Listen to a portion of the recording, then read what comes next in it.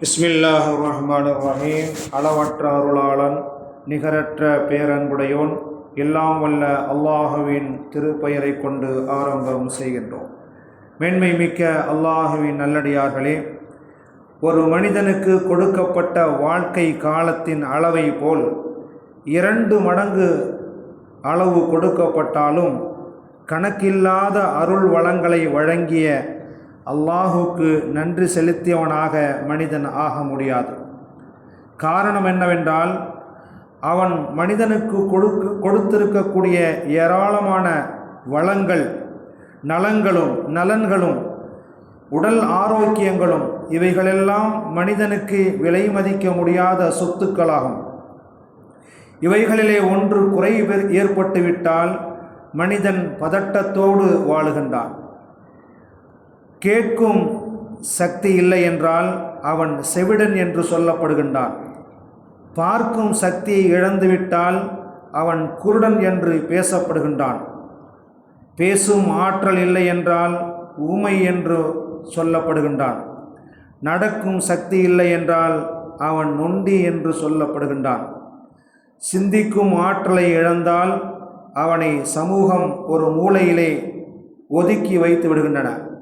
இப்படி ஏராளமான நன்மைகளை, அருள் வளங்களை மனிதனுக்கு கொடுத்திருக்கக்கூடிய ரப்புல் ஆலமீன் மனிதனுக்கு கொடுக்கப்பட்ட வாழ்க்கை காலத்தின் அளவை போல 2 மடங்கு கொடுக்கப்பட்டாலும் அல்லாஹுடைய நிஅமத்தை நீங்கள் எண்ணி பார்த்துவிட முடியாது என்ற கருத்தை வயின் தஅத்து நிஅமத்தல்லாஹி லா துஹ்ஸுஹா, அல்லாஹுடைய நிஅமத்தை நீங்கள் கணக்கிட்டு பார்க்க நீங்கள் ஆரம்பம் செய்தால் உங்களால் ஒரு காலமும் அது முடியாது என்பதாக திருக்குர்ஆனிலே அல்லாஹ் சொல்லி காட்டுகின்றான். மனிதனுக்கு உடம்பிலே இருக்கக்கூடிய 360 உறுப்புகள் இருக்கின்றன. அந்த ஒவ்வொரு உறுப்புகளும் தர்மம் செய்ய வேண்டும் என்று பெருமானார் ஸல்லல்லாஹு அலைஹி வஸல்லம் கூறுகிறார்கள். ஆனால் ஆரோக்கியமான வாழ்க்கை பெற்ற மனிதன் உடல் ஆரோக்கியத்தோடு, உடல் சுகத்தோடு, கண் பார்வையோடு, சிந்திக்கும் ஆற்றலோடு, இதயம் நல்ல துடிப்போடு இருக்கும் மனிதனாக, நல்ல நடக்கும் காலை பெற்றிருக்கக்கூடிய மனிதனாக, கையும் கால்களும் சலாமத்தாக இருக்கக்கூடிய மனிதர்கள், ஏராளமான மனிதர்கள் அல்லாஹுக்கு மாற்றமாக நடக்கின்றார்கள். இன்னல் இன்சான லிரப்பிஹி லகனூர், மனிதன் இறைவனுக்கு மாறு செய்யக்கூடியவனாகவே இருக்கின்றான். மேலும் காலத்தின் மீது சத்தியமாக மனிதன் நஷ்டத்திலே இருக்கிறான் என்று இன்னல் இன்சான லஃபி ஹுஸ்ர் என்று திருக்குர்ஆனிலே 103வது சூறாவில் அல்லாஹு தஆலா வல் அஸ்ர், காலத்தின் மீது சத்தியமாக இன்னல் இன்சான லஃபி ஹுஸ்ர், மனிதன் நஷ்டத்திலே இருக்கிறான் என்று அல்லாஹ் கூறுகின்றான். மட்டுமல்ல, கபருக்கு செல்லும் வரை அதிகமாக செல்வத்தை தேட வேண்டும் என்ற எண்ணத்திலே மனிதன் உலகத்திலே வாழ்ந்து கொண்டிருக்கின்றான். உங்கள் கவனத்தை திருப்பிவிட்டது அந்த பொருள் செல்வம், அதன் மீது இருக்கக்கூடிய மோகம். செல்வத்தை தேடுகின்றான், அதை ஒன்றாக ஆக்குகின்றான். அந்த செல்வம் தன்னை நிரந்தரமாக இருக்கச் செய்யும் என்று நம்புகின்றான். ஆனால் ஒருபோதும் அந்த செல்வங்களோ, அவன் கட்டிய மாளிகைகளோ, அவன் கட்டிய மனைவிகளோ, அவன் பெற்ற பிள்ளைகளோ அவனோடு வந்து சேருவதில்லை. அல்லதி ஜமஅ மாலன் வ அத்ததஹு, அவன் சேர்த்து வைத்த எல்லா செல்வங்களும் நம்மோடு இருக்கும், நம்மை விட்டு ஒருபோதும் அகன்று விடாது என்று எண்ணக்கூடிய மனிதன் யஹ்ஸபு அன்ன மாலஹு அஹ்லதா, அது நிரந்தரமாக தன்னோடு இருக்கும் என்று நினைக்கின்றான். அது அவன் நினைக்கக்கூடிய நினைவுகளில் கோளாறு இருக்கிறது என்பதை திருக்குர்ஆன் நமக்கு சொல்லி காட்டுகின்றது. மனிதன் நன்றி கெட்டவன், தனது ரப்புக்கு மாறு செய்கின்றான். அதற்கு அவனே சாட்சி. வஇன்னஹு அலா ஸாலிக லஷஹீத், மனிதன் நன்றி கெட்டவனாக இருக்கின்றான், தனது ரப்புக்கு மாறு செய்கின்றான். இந்த 2 விஷயங்களுக்கும் அவனே சாட்சியாக இருக்கிறான் என்று திருக்குர்ஆனிலே இறைவன் சொல்லி காட்டுகின்றான்.